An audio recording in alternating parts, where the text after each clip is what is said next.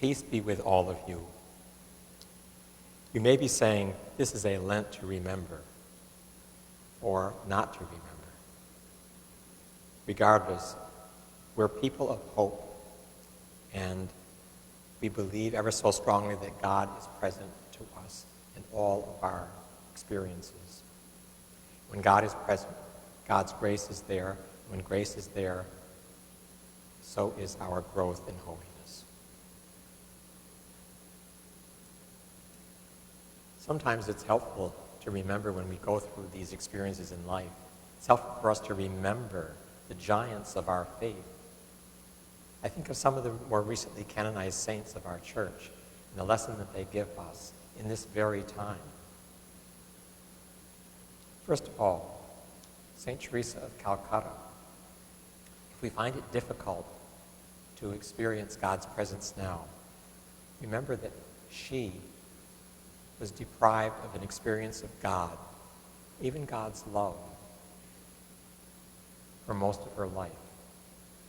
And yet, she did tremendous things. And she taught the world about love and care for the poorest of the poor. And God used her life to bring that message to the world. And so, as we gather,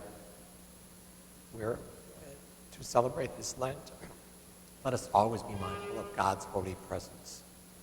God is with us always. And we reach out to God knowing that God is present, God hears us, and God loves us. And if we're feeling lonely, remember St. Bernadette Soubirous. She lived in the mid-1800s, and she was privileged to receive allocutions and visions from the Blessed Mother. But no one believed her. Not her family, not the church authorities.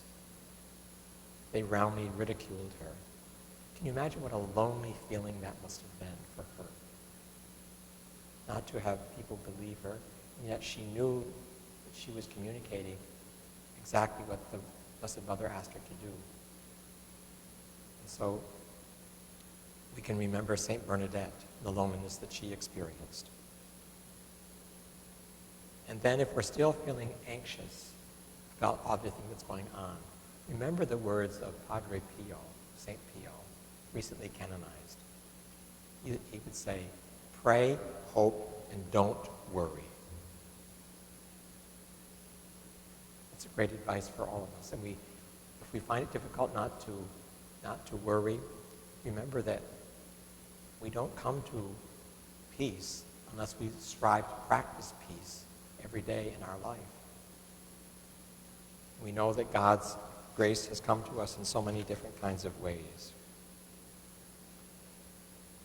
Bishop Scharfenberger, in this week's Evangelist, writes us a beautiful pastoral letter, and he refers us to the web page of the diocese, rcda.org/coronavirus. He speaks to us about the situation, times that we're living through, with churches being closed and with masses being canceled, the whole bit. This truly is a Lent to remember, but remember also that God uses situations like this that we cannot control. God uses them for our own growth. And so this could be a wonderful Lent for all of us as we are directed to reach out to our brothers and sisters in the wider community to enable them, or rather to help them in their own well-being and comfort. This can be a wonderful time for us to experience the growth in family life. So many times that we are running around and busy about many different things, and we don't experience the joy of true family life. People tell me that all the time. If we stay home and enjoy one another as we're directed to do, that can be a wonderful growth experience this Lent as well. We're being asked to contribute generously to food pantries. And that can be, once again, a directive that we have right from the scriptures that tell us on Ash Wednesday. We are to pray, we are to give alms, and we are to be people who are conscious of others in our growth in Lent. So I come to you this morning with just that message that we're all in this together, and I assure you of our prayers. Father Bellafiore and I celebrate Mass at this altar every day, and it's broadcast over with that new technology that we have that I don't understand, but it comes. And I appreciate people like Vicki Arsby, our Faith Formation Director, who has contributed many hours to making sure that we can get our messages across, even when the church is not having services. So I refer you to that as well. If you need help, you can always call our parish office and you'll be directed to a number that Vicki can be reached at.